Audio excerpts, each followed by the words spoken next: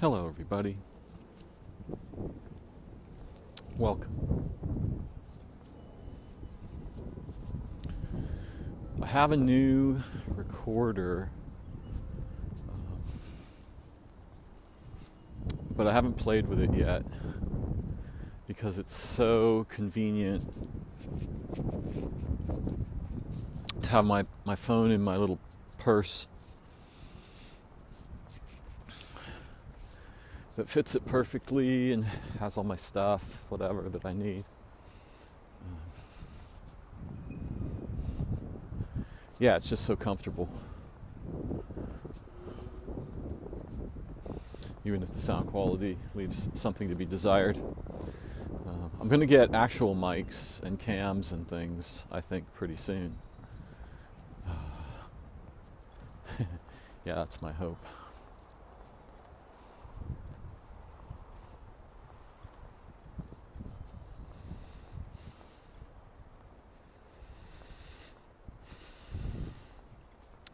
There's a principle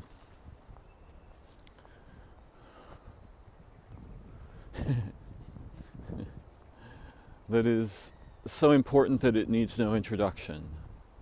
I'm lying my head off. There's a principle in perception and cognition, and particularly in evaluation, that gets nearly no airplay.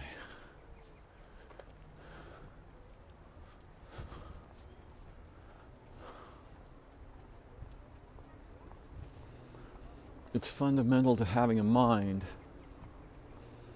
And many of us will live our entire lives without ever noticing it. You've heard perhaps the phrase in alchemical texts, that which is most valuable is the first thing they dispose of. And there's lots of answers to fill in that.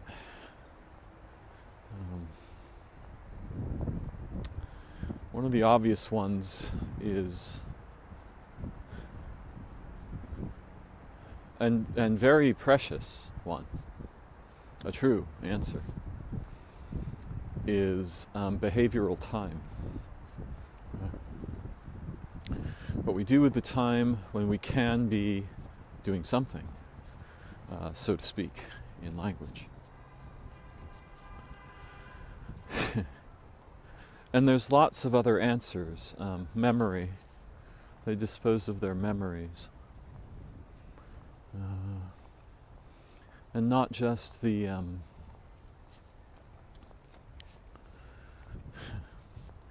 relatively trivial memories of the days of our lives, which we do, most of us, very much dispose of. But there are people who have eidetic recollection in this matter, as if there was a picture in their mind of every moment of their life, and of the time, and of the day, and of the place, and of those there, and all of the little tags, right, that both determine where things go and what they go with and who they go with and where they go with, when they go with. All these tags that are really profoundly useful if one has a mind like that or cares to develop the mind of a mnemonist. But there's another kind of memory that gets disposed of, and it's more primordial than language. It's the memory of before. Before what? Well, before today, before our life, before history, before the history of our place, and before incarnation, and before that. It's the memory of origin. And we have, in a sense, such a thing, and it can be restored to us as well. It's not that we possess it, it's that we humans have an array of faculties made for relation with this kind of memory.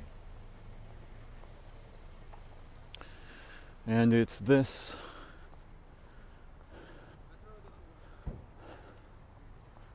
topic, this principle, that religions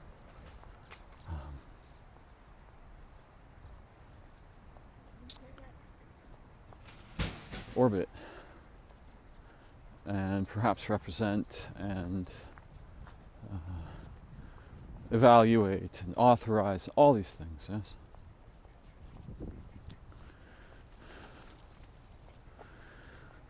And I'm not going to ask us to suddenly become religious or preternaturally understand what I mean by origin.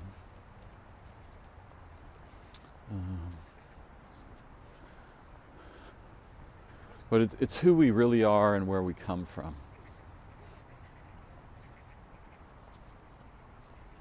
Our first family, the home of homes, the place of places, the companions of companions, the unity. The many who are one, and that more than a thing, more than a being from which they emerge.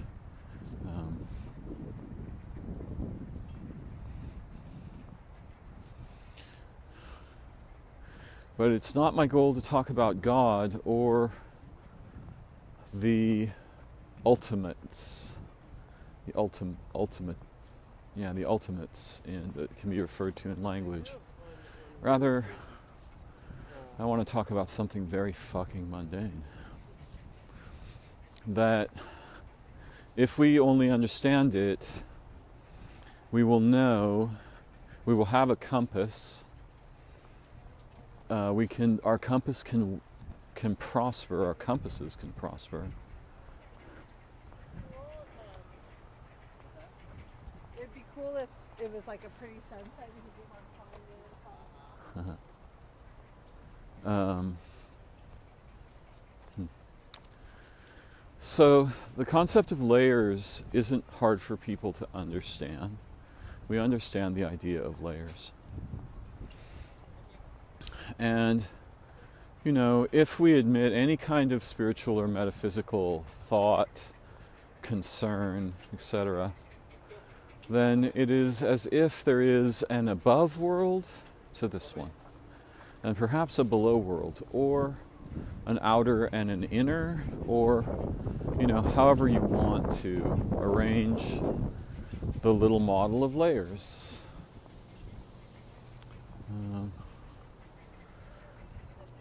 And we understand that, in English we use the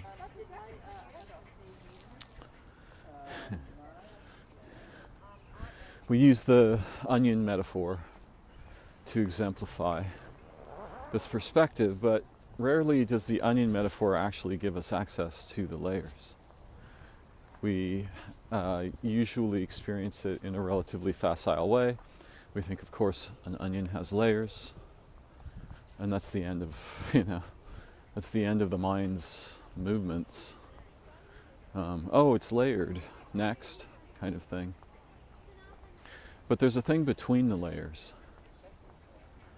There's something that connects the layers and that determines something related to directionality, in the same sense that in cases of plain integer counting, 1 is less than 2 and 3 is more than 2. Now, these are not laws. These are axiomatic truths at the scale of plain counting. If those numbers appear in an array, or if they appear in a manifold, the fact that 1 is less and 1 is more may still hold, but other features can be attached to them that could make 2 far more important than, 3, even though it is less, right? The numbers don't tell us what they mean, and they don't tell us their value, except in a plain counting sense. But what is it that lies between the numbers? What is it that connects the numbers and leads up, or directionally from, say, integers to real numbers, or integers to prime numbers, or fractions to whole numbers, and so forth, right? What is the between thing there? Yeah? It is not in the math.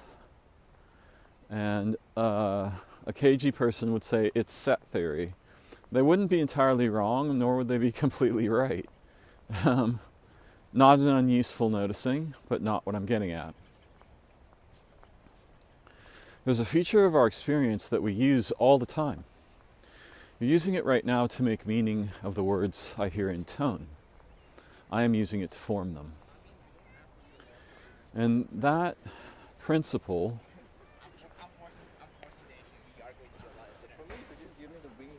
can be called different things and seen different ways.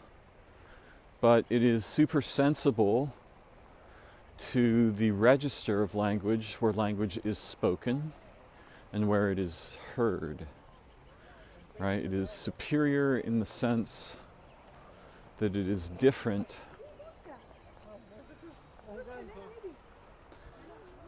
from the behavior of speaking, though it is involved, and it is different from the behavior of listening and understanding, though it is also involved. Right?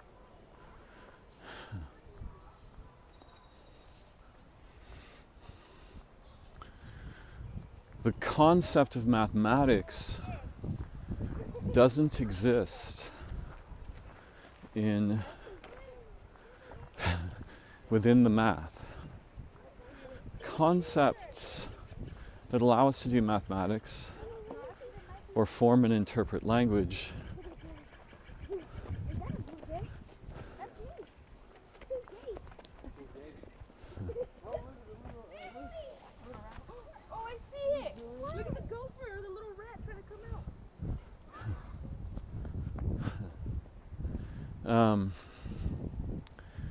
it's not the concept that doesn't exist. The referent, right? The nominatum of the word math is never an equation. It is not numbers, it's not numeric, it's not writing, it's not written.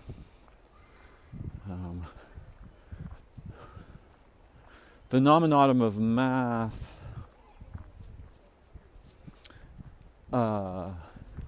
is understood to be a behavior and a process. That's okay. That doesn't make it super spooky. That's fairly ordinary. There's lots of things that they are not rendered physically or materially, yet they are, and they are by dint of our participation in them. Now, it would be hard to argue, in some ways, that there's anything that isn't extant by dint of our participation, because that's how we determine extancy. Right? It's sort of like defining the speed of light, or no, defining the meter in terms of the speed of light,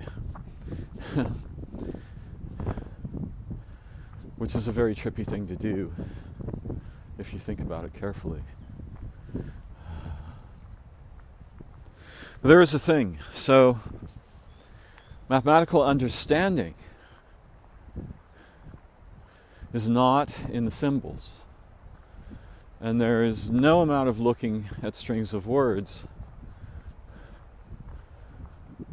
that will allow you to understand them if you are not either A, trained in some language and can transfer that knowledge to decoding language X, which you're being exposed to. But even if you manage to decode the sounds of language X, how will you decode the meanings without a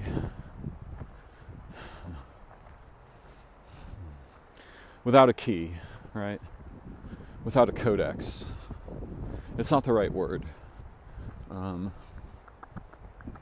Really what you need is a lexicon or a lexical seed that you could expand from in theory if you're lucky. It won't help you. You see, the meaning, it's not entirely missing from the letters and the sounds, but it is not there in such a way that could be discovered without a superposition over language. There are human beings who live probably today somewhere, not too many of them,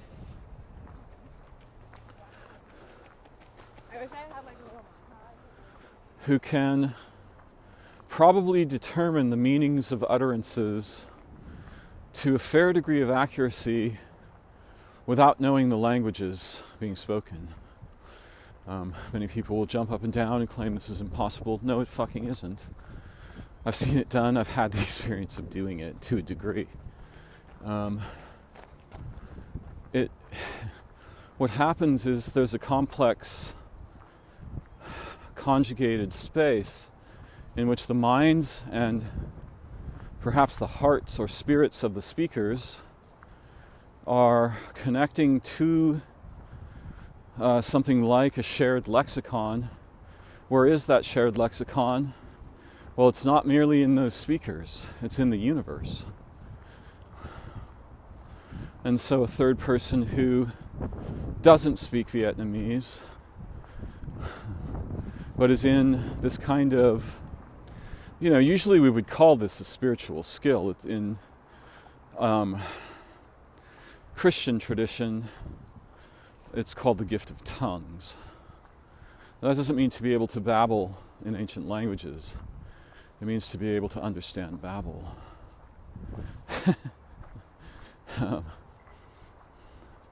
So there's a feature of our being and the capacities of our consciousness that might let us understand languages we do not speak.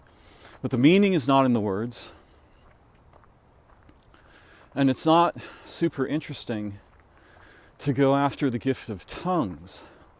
What's super interesting is to encounter the situation under which that arises naturally. That's interesting. Going after powers, what do you want to be a magician, impress the girls? What's the, And there's some degree of that in all of us.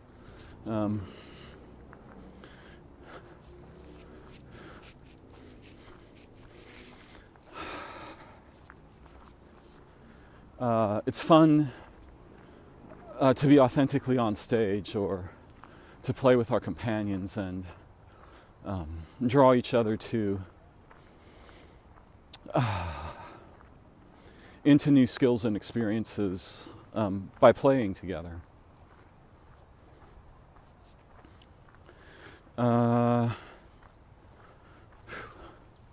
my right hemisphere just supplied an objection to that. Holy crap. That's really interesting. So what we want really is a way of seeing that helps us see the uplinks between what I'm going to call relatively lower order phenomena, physical phenomena, and their origins. Whether or not the world is physically sort of inert and empty of intelligent agency is not important for me to concern myself with at the moment. But once you put organisms there, the world becomes intelligent either way, right? Whether it was before or not, because the organisms transform the dimensionality of the space rather dramatically in a number of ways.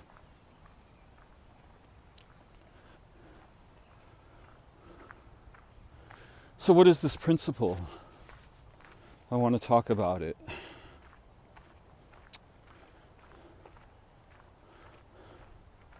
It's what I would call uplink. And I'm emphasizing the upness to mean something like more degrees of liberty, intelligence, awareness, faculties, opportunities, action potentials, more types of agency available if we go up the ladder. And also, up the ladder is less deterministic. It's fuzzier causally, right? Whereas down the ladder is more and more deterministic until, in quantum mechanics,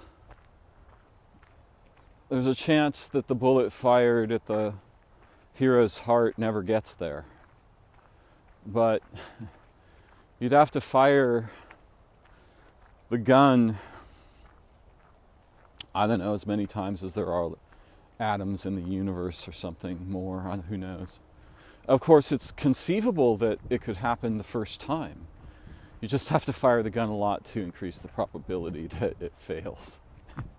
Which seems to be kind of what humans are doing in a ridiculous sort of way. They're trying to pretend that if you just are spooky enough, spiritual enough, the quantum mechanical-like miracles will happen on the macro scale. I'm not sure they're entirely wrong, but it's a very naive religion, in my view. And I'm happy to be, educated by my betters on this topic, for sure. I'd much rather be corrected than raise the flag of my speculative veracity. So what is this thing? Well, it has a lot to do with your hand. So, people use fractals sometimes as a model of nature or processes in nature. But there seems to me to be something missing from the common perception of fractals and what they are and represent. And to be frank, I'm not sure that what I've said is true because I have no idea what other people make of fractals in their minds. But if you make a pattern that is generally self-similar and has, say, 7 scales, 7 registers of scale, 7 orders. So let's say you make a maple leaf.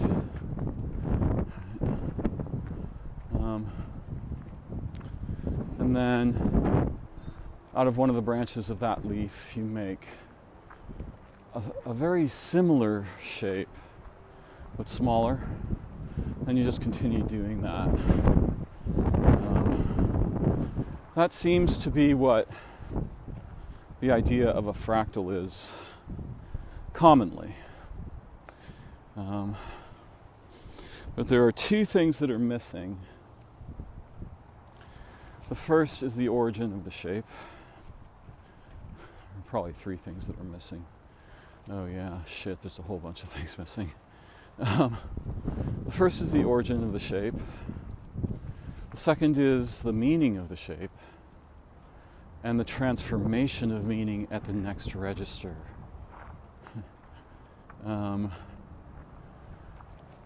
You could attach other bubbles to this, other tags, the function of the shape, the felt sense of the shape, the somatic ontology of the form, and its transformation at the next register, and so forth, right? But there's even something weirder, which is the link between the registers. And at the somewhere along that path, that route, there's an uplink to, okay, so each of the uplink features is both unifying and distinguishing, right? I have to take a little break. I'm not really that cold. Maybe I can just do it in my jacket for the moment. And I want to show you some examples that I'm going to use as a metaphor. And I think that you'll find them very familiar, but perhaps also quite unfamiliar. Reflect with me upon the structure of your hand. And consider that most of the time, this is the primary part of yourself which you see. You see your hand. The vast majority of your actions begin and end with your hand. So much of what you are capable of doing depends on your hands. Humans are capable of functioning to a limited degree without them. I remember seeing a cashier at Safeway who had been born without hands. And he was surprisingly adept with his appendages. But, it reminds one of a bird without wings, or, a fish without fins is really just a snake. But I thought he was very courageous and brilliant.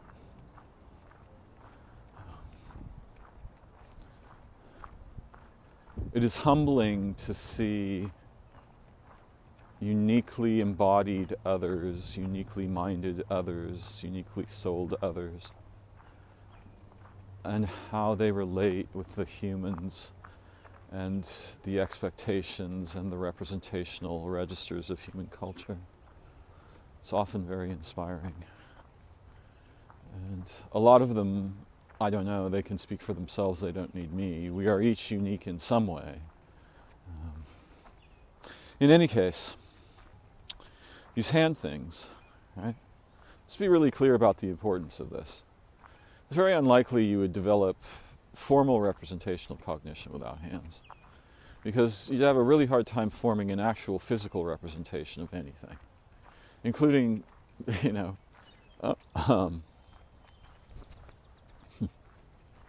all of the simple tools and simple machines that humans have made. Very unlikely we'd have developed those without hands, and particularly without opposable thumbs. Our hands are quite anomalous in nature. There's nothing a lot like them, though there are creatures who have kind of similar situations. I'm thinking particularly of raccoons, which I hear the Finnish call wash bears. And I heard they called turtles shield toads or something. Maybe it's tortoises, I don't know. In any case, there's not much like a hand in nature, and so the primates have hand-like stuff, of course, obviously. And mice, although the mice, the hand's not strong enough, and even in the chimps and the apes and stuff, it's very different from ours. And the orienting intelligence that it emerges from is very different. The family histories of these two beings are both, it's the same thing, right? They're shared and distinct. The same thing that causes them to be one thing is the thing that causes them to be different things. And I would argue that it's this principle, it's this uplink, right? And the uplink has this bivalent quality, but it has a multivalent quality. But it at least has the bivalent quality of unifies and distinguishes. So if you look at your hand and you think, there would be no writing, right? There would be no tools, no computers, no typing, no recording but in memory itself. Very few or no representations, there would be without these hands. These hands are very strange in what they portend about the transformation of the animal's intelligences, faculties, cognition, behavior, activity, opportunity, threats, all these things.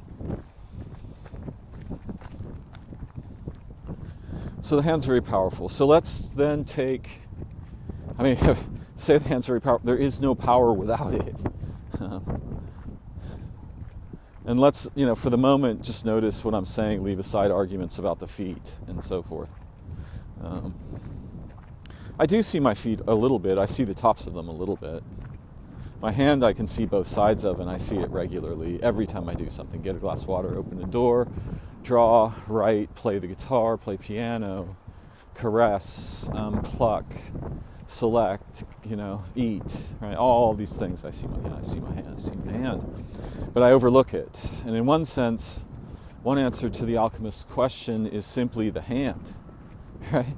They dispose of the importance of the member with which they enact their will.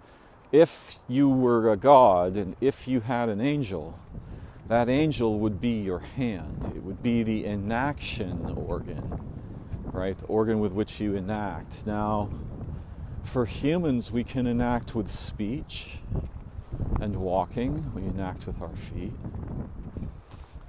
We can enact combat with our whole body.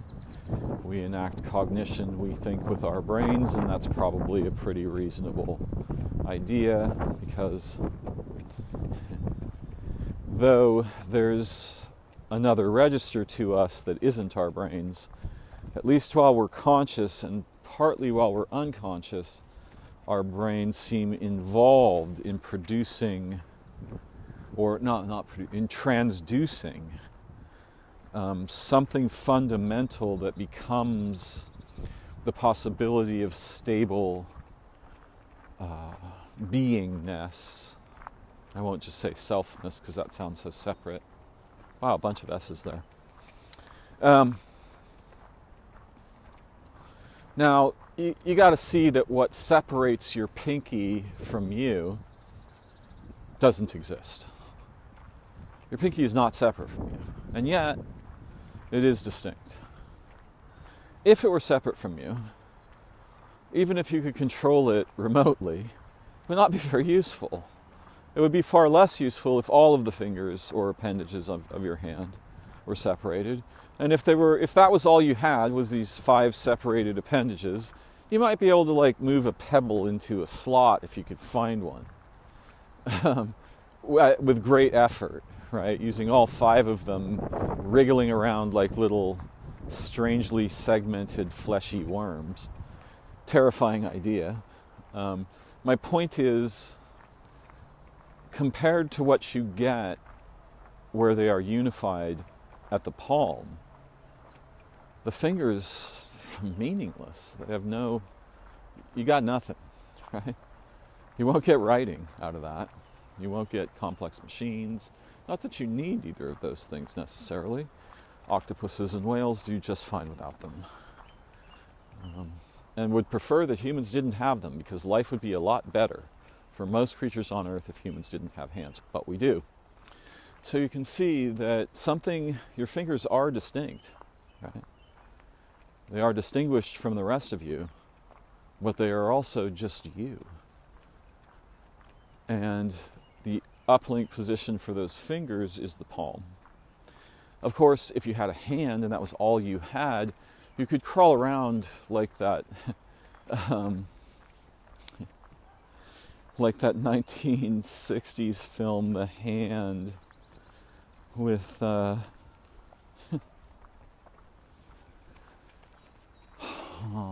cannot recall his name at the moment. It'll come to me.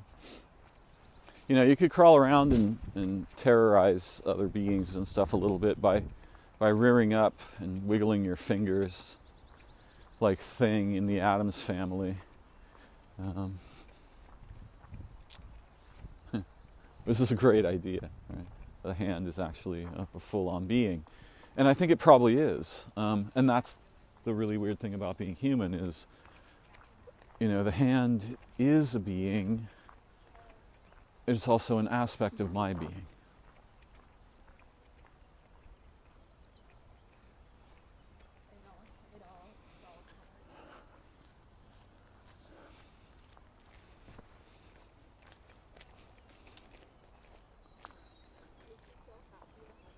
Now, the hand has a kind of a form, right? It's got like what I'll call 4 working members, each with 1 segment.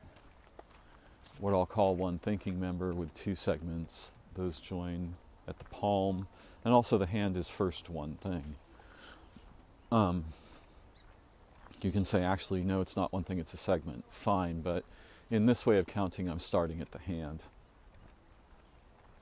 So it's got 4 working members, each with 3 segments, 1 thinking member with 2 segments, and it connects to the rest of its origin via a joint we call the wrist.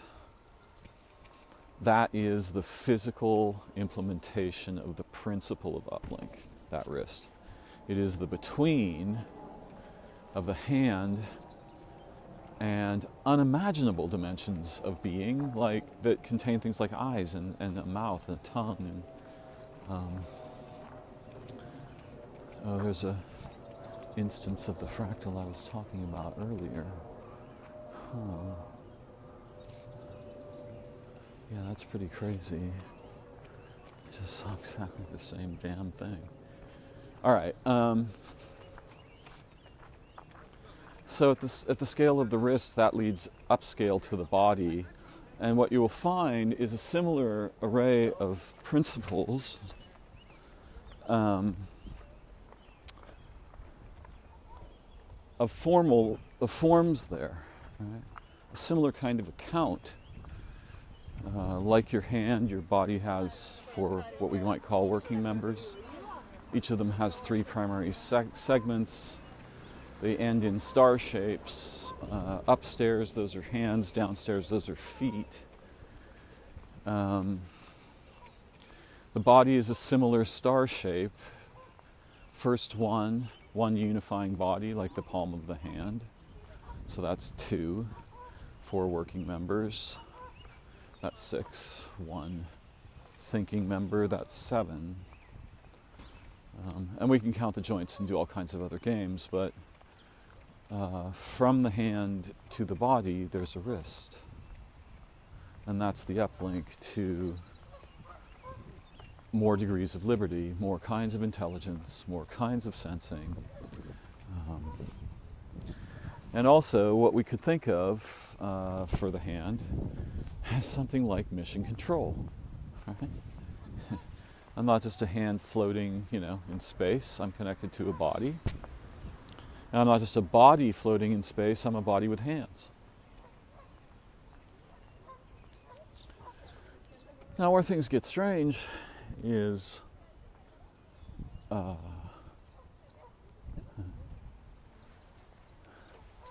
body has a wrist. And this is what religion is actually about. Upscale from the hand, your body reiterates the structure, but very uniquely. Exactly. Very differently. Many more degrees of intelligence and liberty, potential for action and agency at the scale of the body than at the scale of the hand. Similarly, though, one might say, your body has an invisible wrist, and this is uplink. This is what religion and philosophy and science are actually about, whether or not they like to say so or have this metaphor. We are the hand of something, and it's something transcendental. And from the body, even one register up is so profoundly beautiful that the direct, unmitigated experience of it would probably be lethal, unless we were very small and unafraid and unattached to our our descriptions and narratives and nonsense about materialism and so forth.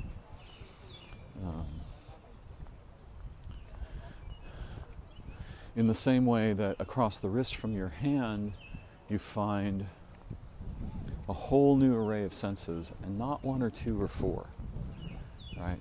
You will have the sense of place, of temporality, of 19 different emotions with, 30 shadings each. Hunger, satiety, temperature, coherence, decoherence, recognition, not recognition, all these things, right? Knowledge, language, adoration, memory, all these things. And it is similar, upscale from your body. There's a thing that your body is the slightly lopsided representation of. There is a nominatum, right? That which is pointed to by concepts and language. And that nominatum is transcendent and transcendental, and it doesn't die. And it gets associated with bodies. And I'm not asking you to believe that what I'm saying is true. I'm saying something weirder than that.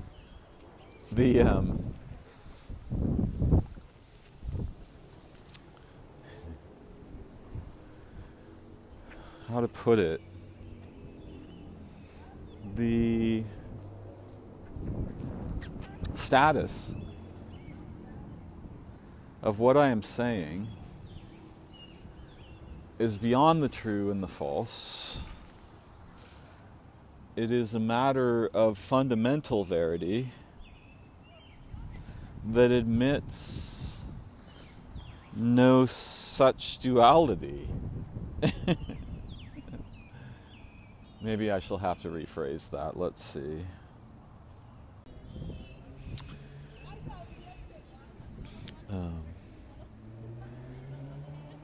I think long ago it was effectively impossible to be unaware of this principle and or to be disconnected from it in our lives, in our spirit. I can't be sure of this, but it seems very likely to me. There's a lot of evidence for it. And I suppose or suspect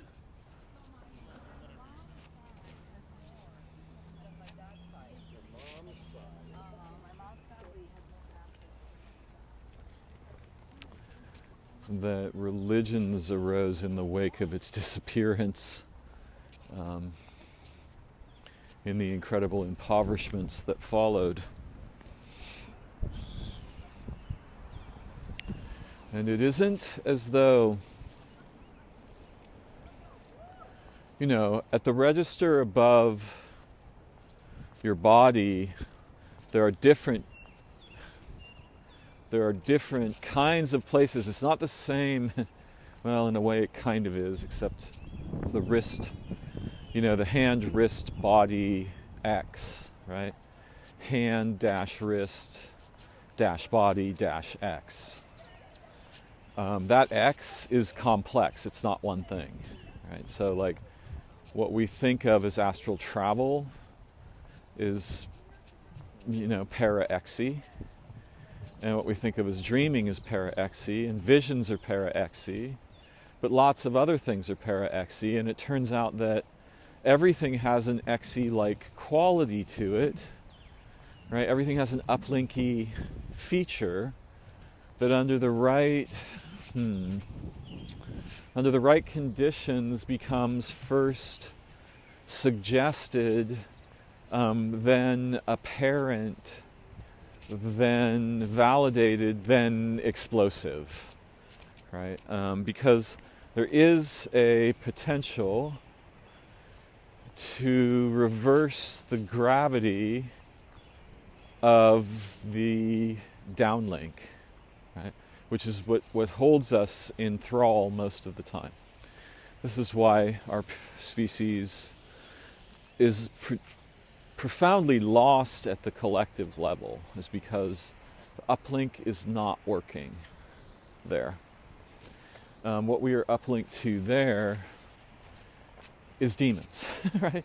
It's corporations and machines and war and fucking commodity and tear down the biosphere to feed 1 billion restaurants per day, so that people with commodities can have exotic experiences which bore them to tears and all that. Produce entitlement of various kinds. All kinds of things are going on, not just that. But you can see that there's a problem at the group layer. We don't uplink together, we don't form the hand, we don't reforge the wrist.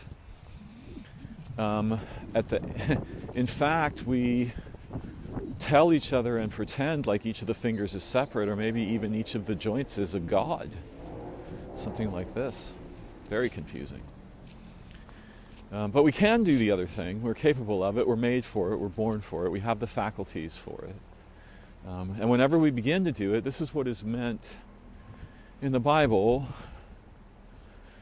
I think, when it says, if 2 or more of you shall gather in my name. Okay, that little phrase, in my name, is code for in the spirit of the memory of origin. That which all beings recognize as progenia, right? The original form, progenia.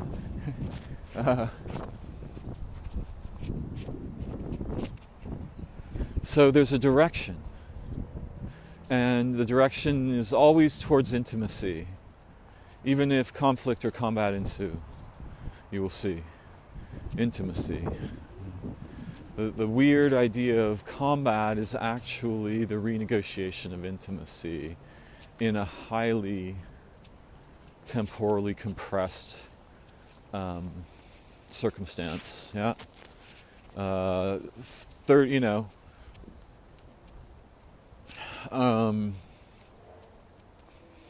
2 to 4 events per second instead of 3 to 5 events per minute. Right, you see the transformation of the temporality there? I also notice with things like singing or music, these transform time dramatically by introducing new dimensions to it, right? And decorating those dimensions. Yeah, with, if well done, with soulful, spirited, kind of anamnoetic content, meaning unforgetting, content that causes various modes of unforgetting, and also simulates uplink. Okay? The stuff that simulates uplink, see, the part of us that's really representational is terrified of uplink. Well, it can be terrified of uplink. And if the registers above what you're used to were suddenly to appear in consciousness, you'd be very disoriented. It would be helpful to have someone with you who was wise, gentle, creative, playful, curious.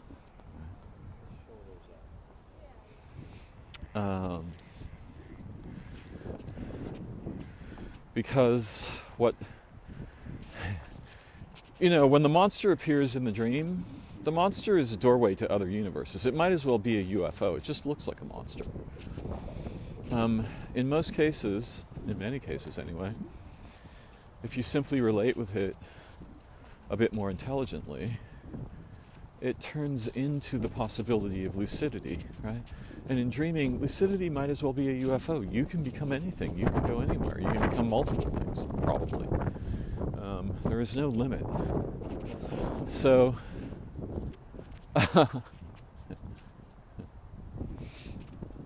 uplink,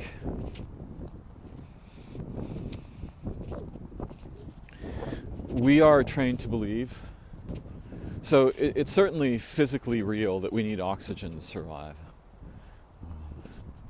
A human body might, under certain conditions, be capable of surviving on a very small amount of oxygen, but it's going to have to replenish that resource in some way.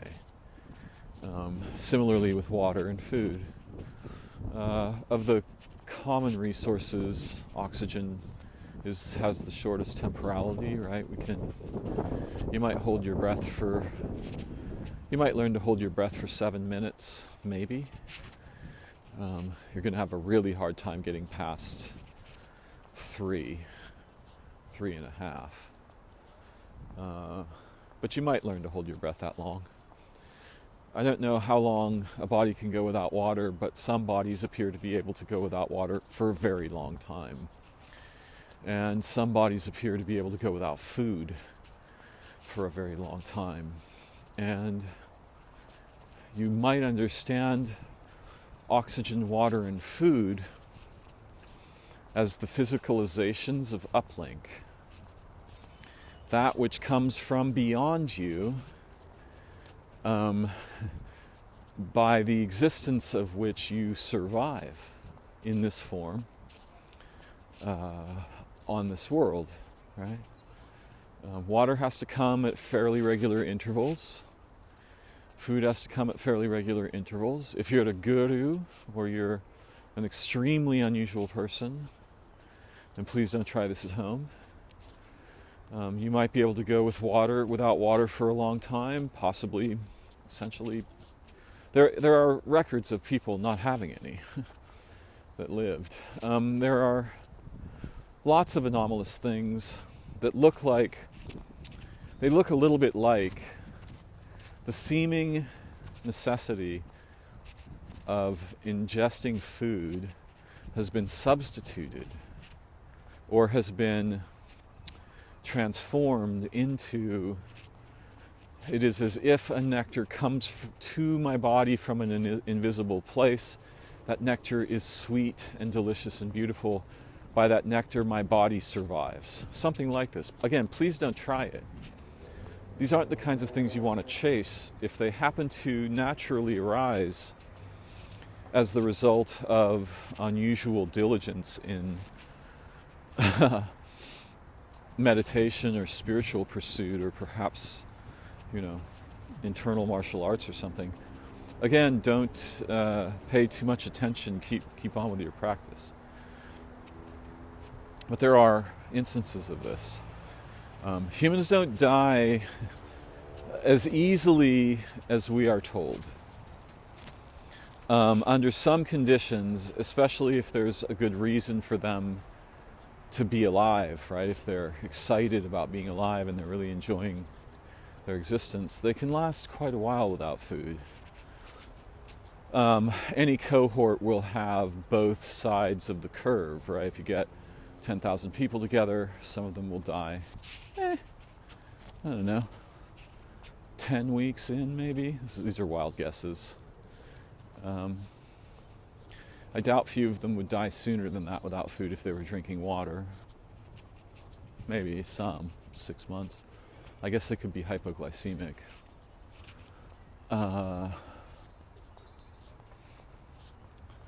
Maybe those people could die very quickly. But there would be some who would last a long time, especially if they weren't frightened or in despair or watching their companions die of starvation and so forth.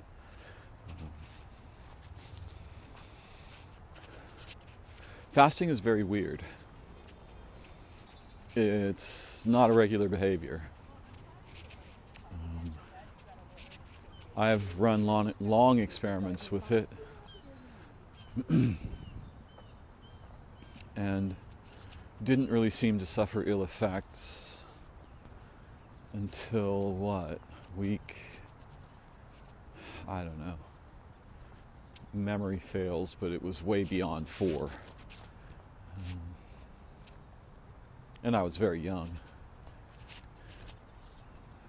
Uplink, okay.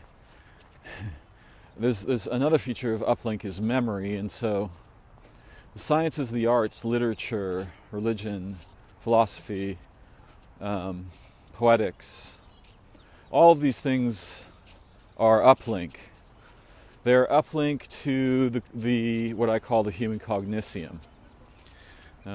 This is the structured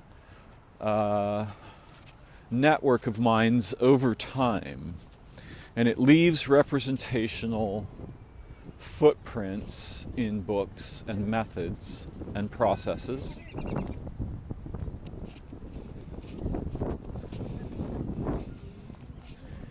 That we can take up. Mathematics, biology, chemistry, sewing, drawing, painting, dancing, acting, singing, playing instruments, raising children, educating each other and children, remembering that everybody's children around here. It's just one kind of thing around here, child. These are all representations of Uplink, as is our technology, unfortunately for us. Your companion, there's a register above you where you will certainly encounter companioning intelligences that are not human. And never having encountered them, you are very vulnerable. I speak from experience on this. Because you don't know what to do. It's so exciting, and probably you will feel exaltation and all kinds of feelings, especially feelings of like filial piety, family of origin, enchantment with the overwhelming sense of, these are my people, these are where I come from, these are the people to whom I belong. And they are not people. Some of them might be people. I mean, I guess it just depends on how you think about a person, but they don't, from the experience, however limited, that I've had, their resemblance to a person is relatively minimal. And I think, it's tragic that most of us it seems tragic to me that most of us will live and die without having an experience like this. Or we will have a very brief experience of it and be so compelled and puzzled that we might spend the rest of our life trying to understand it. And we might, it doesn't always go well. Some people die in within the aura of that situation. Some people are reborn but don't really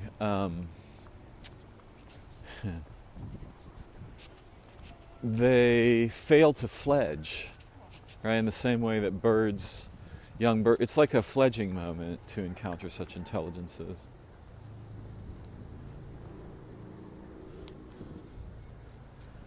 And some of the people fail to fledge. They don't make it. It's very dangerous. It's not well understood at all in modern cultures. I mean, happening to someone, they're going to think they're having a religious experience because they probably are.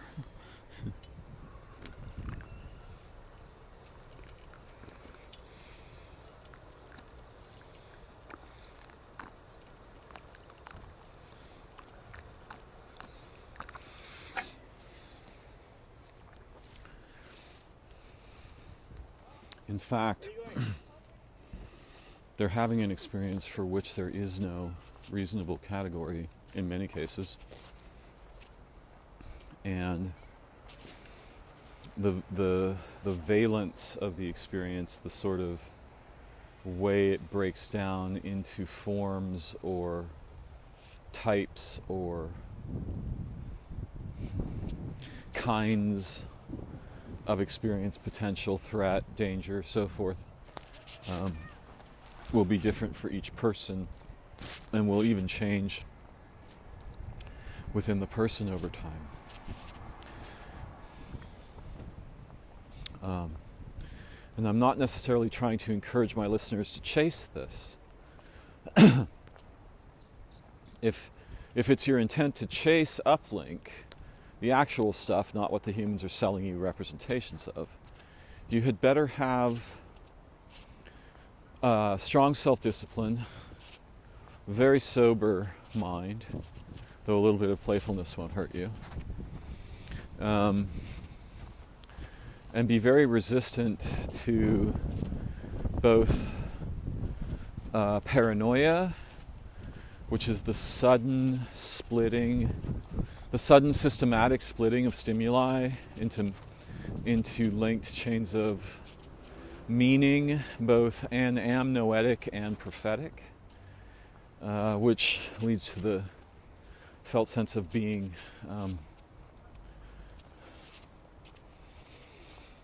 observed, being scrutinized, being surveilled.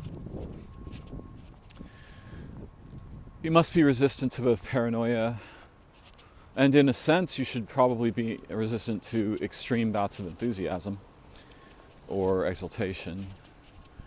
And certainly you must soberly resist megalomania, because you will find yourself in terrain beyond most of the humans you've ever known.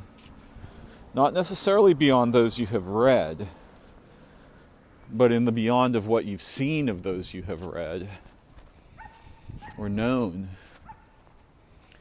So it's sort of like you will have the feeling, if you successfully swim back up the waterfall the way the salmon do, to that little stream where your parents laid the eggs, so to speak, using the salmon metaphor, from the ocean. If you get back up that waterfall to that original stream of being, you're going to see how little of you is actually human. But maybe you'll also fall in love again with it, because it's very beautiful. The limitations of our humanity turn out to be very profound in their in their potential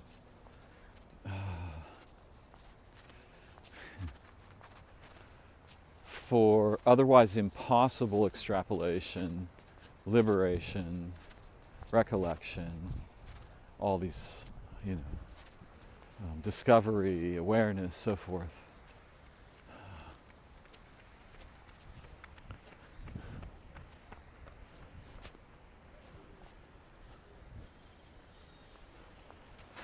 It's funny. As a guy, it's relatively difficult not to want to look at women joggers. Many of them are quite attractive. They're in good shape. A lot of them are pretty. But there's a weird sort of economy, because if you look at the jogger, first of all, probably she doesn't really want to be looked at by most males. And this is such a complex mess of a problem. And by the way, there's some uplink stuff orbiting this issue as well. But if I don't look at the jogger, then she's relatively safe in looking at me. Relatively. She may have no desire to look at me, though. She must have clocked me before we got into close proximity, as most humans do. I mean, if they're observant anyway, they will. So it's very peculiar. I can be seen or I can see. The other weird thing about uplink is, at least, I don't know how it is for women, they can speak for themselves. But for males, it's very difficult to give up one's sovereignty, control, seeming dominance, and so forth, so that they think they're going to win something, or they may try to. And if you've ever surfed, you would know that you don't dominate a 60-foot wave. In fact, your chance of dominating the ocean is zero. You forge an alliance with it that's mutually astonishing. And then, miracles may happen.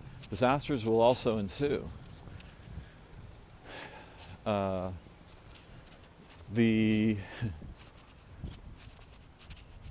The plus position, right? The hand plus, the wrist represents a plus sign. to the body, then there's a plus sign to the many forms of uplink and registers above that or beyond it or above and within it, or however you want to think about it. It's fine. It's not just up is good. In is good a lot. But whatever is beyond the body, if you follow your second wrist, it's not going to be dominated. You can forget about that. You're not going to own it. And if you become megalomaniacal, you're likely to invoke nemesis. Bad things will come. And if your parent, unfortunately, that state is somewhat magically magnetic, but it also makes projections of magnetism, so madness is a real possibility if you're not coherent. And when I say sober, I don't just mean you don't do drugs. I mean sober in the sense of you don't get too excited about things that could be understood to be bad, and you don't get too excited about things that could be understood to be good. You observe, you learn, you process, you observe, you learn, you process. You stay coherent. It's a lot like navigating a storm that'll smash you into a wall if you move wrong, right? It's super dangerous. Again, not so much for children. Children explore. There are a variety of places in nature where uplink is near at hand. And some of them are going to sound a little weird, but tough luck. Any reasonable spider web and a spider. That's a really good direct representation and portal to uplink. Monsters in dreams, or even bad humans in bad dreams. That's a door. A praying mantis is a good door. Any tree, great door. An old tree that's well beloved, maybe better. Bodies of water. The light on the water, particularly the light of dawn or the setting sun.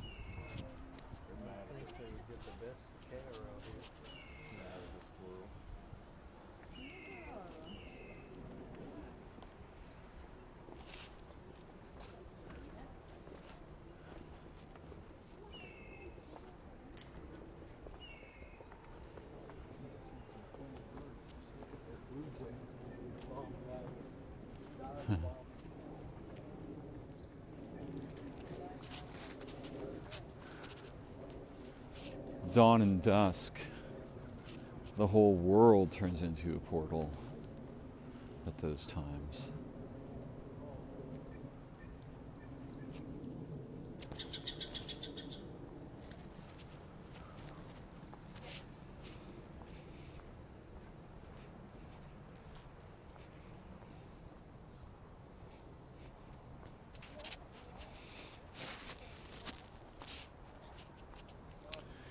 When people speak of the benefits of altruism,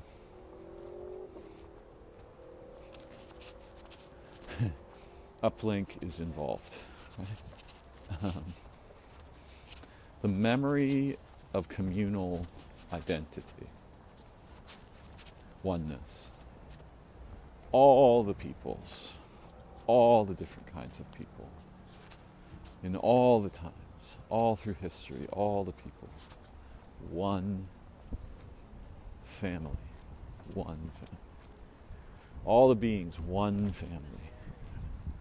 You will see it eventually. It's not the kind of thing, it's helpful to think about it before you see it, perhaps.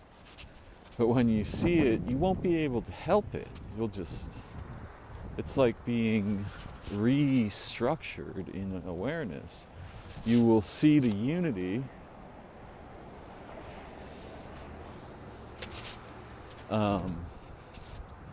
first, right? Which has precedence, the unity or the distinction? Well, in language and thinking, distinction a lot of the time. Everywhere else in reality, unity has precedence. Act in the best interests of the unity. You will be surprised how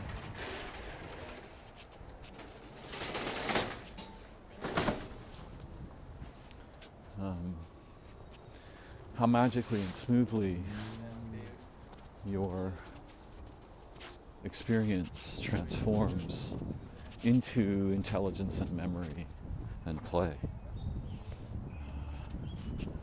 The great secrets of the wise old people always have to do with this. They've opened up the waterfall, right?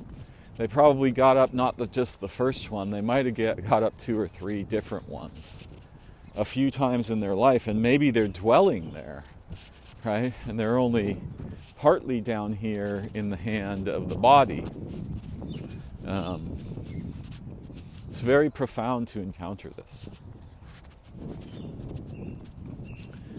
But yes, we are the hands of something, and if our second wrist were physical, I think it would probably have more mass than the universe. Because it's infinite intimacy with we'd have to make a thread to every molecule, every atom, every quark, every electron.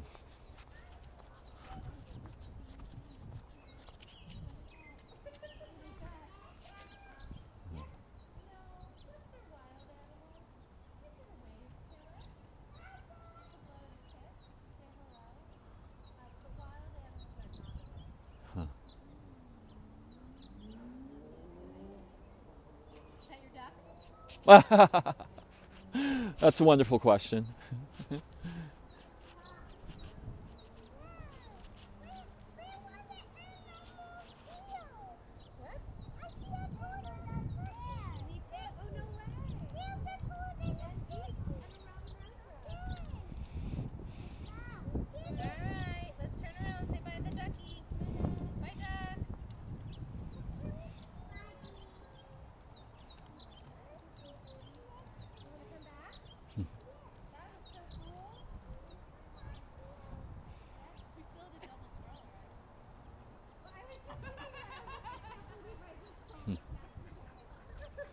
There's fishes and animals and ducks here.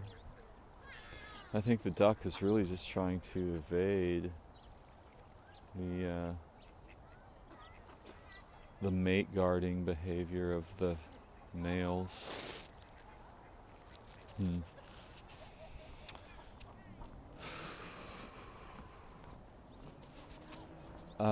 There are certain things that if you don't believe in them, you will not see them.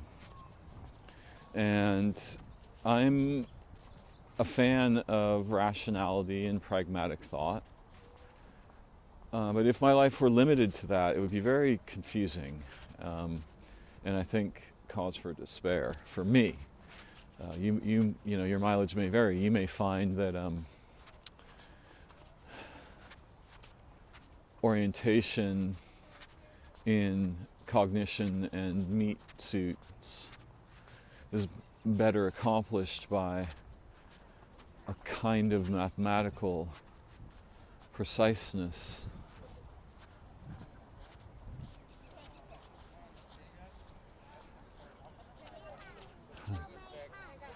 Or, for example, neither believing in nor speculating about anything that you can't find a solid, rigorous foundation for in thought.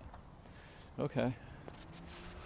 But there's a, like, if you don't believe in music, you're not going to just suddenly spontaneously start composing concertos, right? You have to go toward the music somehow. And then you must be kind of dissatisfied with merely spectating. Right? It's similar with dancing. Right? I remember I couldn't really dance at all. And I went to a concert the Police played in Sacramento synchronicity tour. And there were thousands of people dancing. And naturally I just began to dance, and I realized, like, oh, this is how you do it. You will not suddenly experience dancing if you don't go towards it. There are a lot of things that people, it's more common with men, they think they know what's going on, or they know what's what in the world, and they haven't experienced a thousandth of it, and they're dominating. They're ontological tyrants, right? They're like, they know everything. And I've tasted that myself,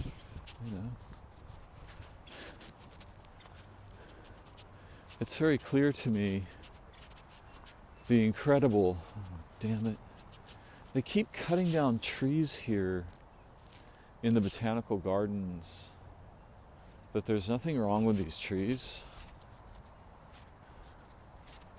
This is fucked. So wrong.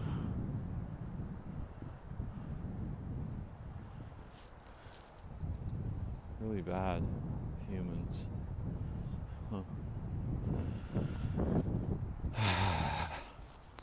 They're in the grip of the opposite of Uplink, and all the other problem is, once you have arborists, they have to justify their continued pay, so they pick out some trees to assassinate yearly, or every 5 years or something. So absurd.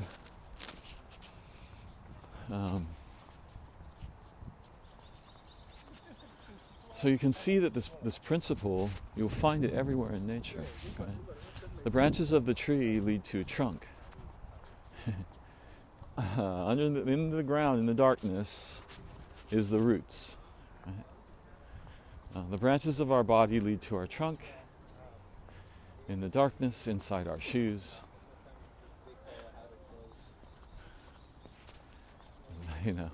There are our roots, our feet, the things that we walk along on the ground on. Me? Yeah. I'm here. It's very surprising. There, now you're with me. Some of the correspondences that one can see. From leaf to branch, the stem is wrist. And branches themselves are wrist-like because they connect populations of leaves to the trunk, you see. And the structure of damn near everything is like this in some layers, right? Especially the closer you get to the physical layer. The little children are uplink. The octopuses are uplink, the whales, the dolphins, the otters. They are all these beings. But there are special beings that are, I don't know how to put it. The elevator skips floors in these ones, right? It goes like straight to floor 1000 from, floor 10.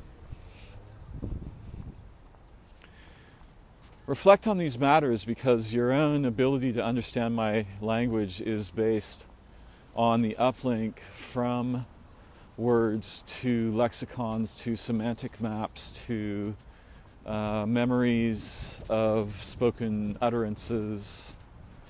Your understanding itself is uplink to more than what you're understanding. For now, I'll wrap up. So grateful to have this time together. May your lives and ways be beautiful. See you all soon. Peace for now.